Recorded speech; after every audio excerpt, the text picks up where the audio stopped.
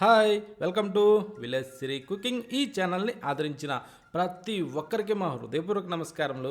ఇవాళ చాలా మంచి రెసిపీతో మీ ముందుకు వచ్చానండి. చాలా బాగుంది.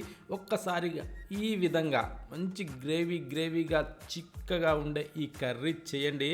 టేస్ట్ సూపర్ అండి. ఇలా చేస్తే వేడి అన్నంలోకైనా సరే, చపాతీలోకైనా సరే, ఇలా మనం మంచి వెజిటేబుల్ బిర్యానీ చేసుకున్న అలాంటి దాంట్లోకైనా సరే చాలా బాగుందండి. దీన్ని ఈ విధంగా చేస్తే నచ్చని వాళ్ళంటూ ఎవరు ఉండరండి. అంత బాగుంది ఈ రెసిపీ. మంచి తీయగా కారకారంగా సూపర్గా ఉందండి. దీన్ని ఎలా చేయాలంటే దీని గురించి మనం ముందుగా ఒక మంచి స్వీట్ కార్న్ తీసుకోవాలండి. స్వీట్ కార్న్ మొక్కజొన్న కంకి, ఓకేనా? ఈ స్వీట్ కార్న్ మొక్కజొన్న కంకిని తీసుకున్న తర్వాత ఈ టైప్లో ఈ మీద ఉండే ఈ రెమ్మలన్నీ తీసేసుకోవాలండి. ఈ మీద ఉండే ఈ రెమ్మలన్నీ తీసిన తర్వాత ఈ పీచు పదార్థాన్ని కూడా మనం శుభ్రంగా తీసేసుకోవాలి. ఇలా ఏంటంటే బాగా అంటే మరి పాలుగారే గింజ కాకుండా ఒక రకమైనది మంచి ఏర్పడ్డ గింజ ఉండేటువంటి తీసుకోవాలండి. అంటే ముదిరింది మాత్రం దీనికి పని చేయదు, ఓకేనా?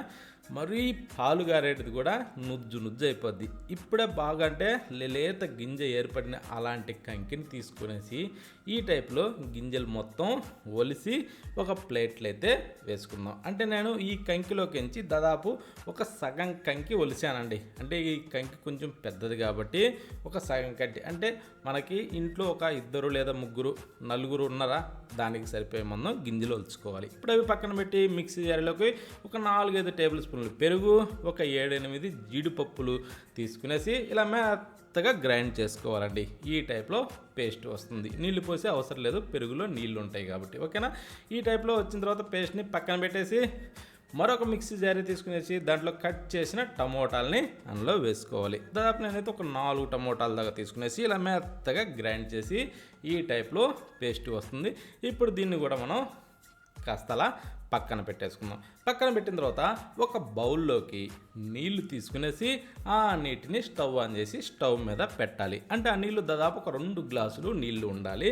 ఇప్పుడు మనం అందులోకి ఒలిచి పెట్టుకున్న గింజల్ని వేసి సాల్ట్ కూడా ఒక టేబుల్ స్పూన్ వేసి కాస్త అలా కలిపి మూత పెట్టి దాదాపు ఒక 4-6 నిమిషాల సేపు అయితే దీన్ని ఇలా బాగా మంట హైలో ఉంచి ఇలా ఉడికించుకోవాలండి.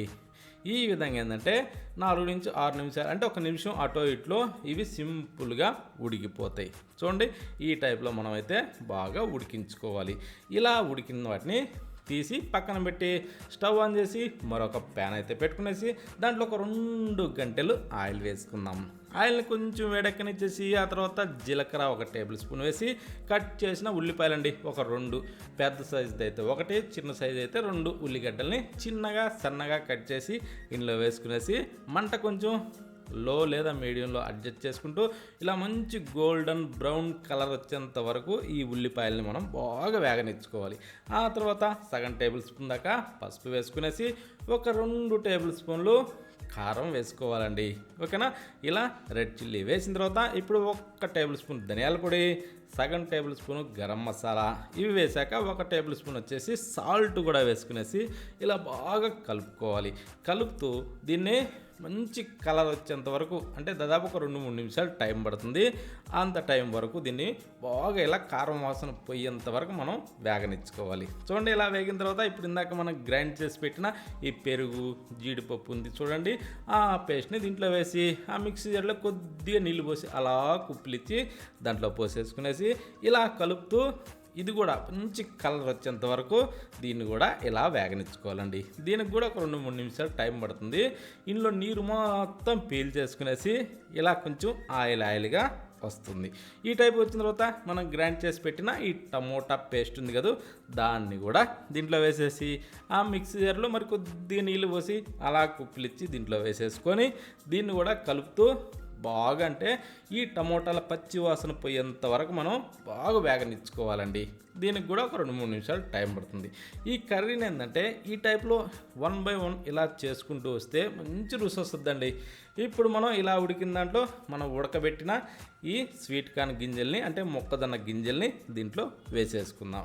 వేసిన తర్వాత ఇప్పుడు వీటిని కూడా ఇలా బాగా కలిపేసుకునేసి ఈ విధంగా దీన్ని కూడా బాగా కలిపిన తర్వాత వీటిని కూడా మనం ఒక 2-3 నిమిషాల పాటు అయితే ఇలా మూత పెట్టేసి ఇలా బాగా మగ్గించుకోవాలండి. అంటే మనం వేసిన ఈ గింజలు ఏంటంటే ఈ గ్రేవీలో బాగా పీల్చుకుంటే ఆ గింజకు కూడా మంచి రుచి వస్తుందండి. అందుకోసం అనేసి ఇలా ఆ తర్వాత మనం ఇందాక ఏదైతే ఉడకబెట్టామో మొక్కజొన్న గింజల్ని ఆ నీళ్ళు ఉన్నాయి కదా అదే నీటిని ఇందులో పోసుకుంటే సరిపోతుందండి.